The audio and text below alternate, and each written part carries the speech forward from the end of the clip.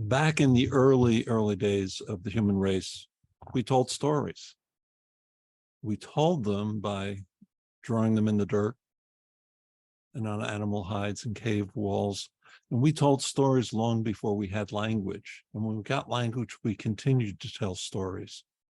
We told stories to pass down traditions and to talk about the future and to plan our day's activities. Stories have been with us longer than language. And what we now know is that as much as we like to talk about thinking logically and acting logically, the human brain is a story processor, not a logic processor.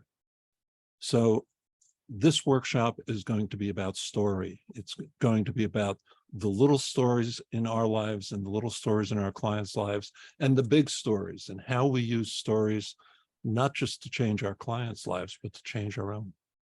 In December of 2020, I did a TEDx, and it really was my story, and how my life evolved from this introverted, closeted freshman at Syracuse University to who I am today. And in that TEDx, I quote a psychologist who did a TED talk, and the quote is, "You can, if you change your story, you can change your life." And that can be a little story like, "I'm not worthy," or one of my stories that I haven't changed is, "I can't learn foreign languages." That's a story. I believe it.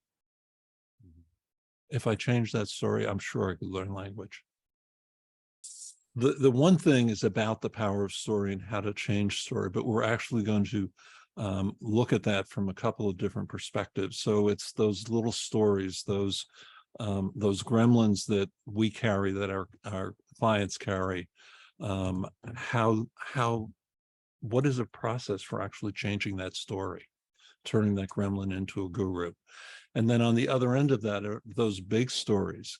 How do we create for ourselves or work with our clients to create a story that can actually literally transform your life?